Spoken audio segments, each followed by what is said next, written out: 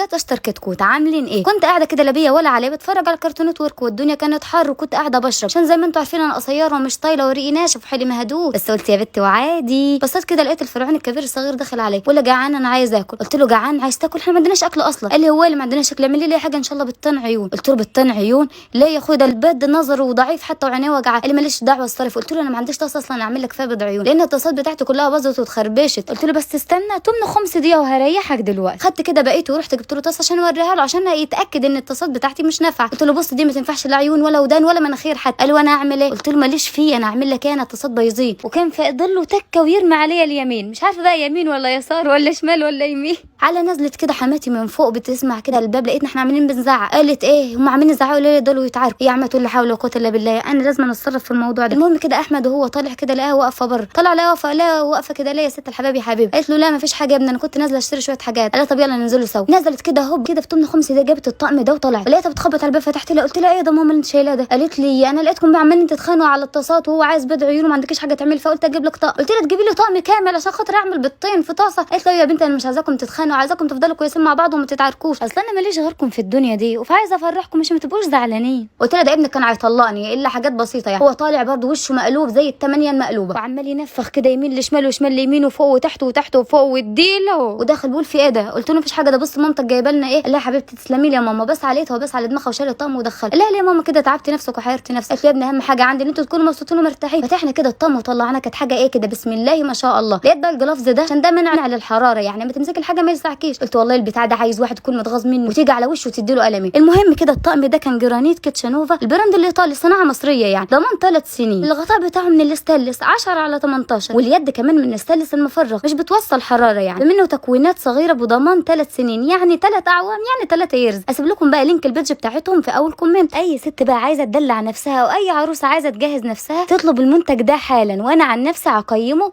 10.5 من على 10. منتج كيتشانوفا. وفي حاجه نسيت اقول لكم عليها كمان الشحن مجاني. والطقم ده ما شاء الله عالي. اقول لكم ايه بس ولا اقول لكم ايه؟ الطقم ده عباره عن 9 قطع وفي منه 6 قطع وفي منه 15 قطعه على حسب بقى ما انتوا عايزين والغطاء بتاعه من الاستانلس تمام. وميزه الطقم ده كمان يا اولاد ان هو ما فيش حاجه بتلزق فيه وسهل التنظيف يعني تعملي فيه الاكل اللي انت عايزاه كله وعمره ما يلزق منك وتنضفيه بسهوله. انا ممكن انضفه بمنديل عادي. الحاجات ديت ما بتلزقش فيها وبعدين تقيل جدا والله مش مجرد ان هو كلام. وده بصوا بقى دي كانت الصينيه ديت اول ما شفتها وقعت في حبها على طول. عجبتني جدا بشكل ما اقولكمش عليه. ده قارب ده بعمل فيه تعمل فيه بقى اي حاجه وتدخليه الفرن. رحت بفتح كده تاني لقيت ايه البتاع دي كان نفسي فيها من زمان والله لحد دلوقتي ما انا عارفه اسمها ايه. اللي انا بقول عليه ان هي طاسه غويطه للتحمير وخلاص. المهم بقى بعد ما وريتها قلت لها بص يا ماما شفت الحاجات اللي انت جايباها؟ انت شفتيه ماما قبل ما تجيبي؟ قالت لي والله عجبني شكله ولقيت ناس ياما بتشكر فيه فرحت جايباه. قلت لها بص شوف الحله دي ده مقاس 24 ده في كمان واحده كمان اكبر منها كنت مفكرها الكبير. فتحت دي قالت لي لا يا بنتي دي مش حله دي طاسه بالغطا عشان تعملي فيها الاكل وانت بتحمري ما ترتش عليكي زيت. قلت لها حبيبتي يا ماما خايفه عليا وخايفه ان الزيت يلسعني والله مش عارفه اقول لك ايه. طلعت لها الحله الكبيره دي قالت لي بص دي ممكن تعملي فيها فرختين كمان يعني لو انت عايزه تعملي فيها. قلت لها والله انا مش عارفه اقول لك انا بصي مش عارفه اقول لك مفيش كلام يوفي ولا يكفي ان انا اقوله لك. بصت على لقيتها وبصت على دماغها. قلت بصي اهم حاجه في الطقم ده بقى البتاع اللي بيطرقع ده لما تكوني متغاظه زي حالاتي كده تعالي نطرقعوا فيه سوا. وانا عماله اطرقع فيه كده بغيظ بس قلت يا بت وعادي وعادي وعادي وعادي. رحت واخده الطاسه قلت له بص يا فرعوني هعمل لك بالطن عيون. ورحت جبت صفحه السمنه كنت حاطاها في الدولاب كنت شايلها رمضان الجاي اصلا. ورحت ايه داخله شايله الطاسه على كتفي مش قادره اشيلها في ايدي. جبت بيضتين كده من متكسرين اللي هم بجنيه وربع دول. حطيت الطاسه حطيتها على البوتاجاز وحطيت فيها حته سمنه رحت مفقشه فيها البيضتين حط عليها رشه فلفل اسمر ورشه ملح ورحت مغطيها كده عشان تستوي من فوق. ورحت مدخلها قلت له خد يا حبيبي كل بيض عيون وما تزعلش وخلي نظرك يبقى 10 على 10. يلا بقى يا حلوين ما تنسوش لايك وكومنت وشير وتتمنونا من قلبكم الخير. سلام عليكم.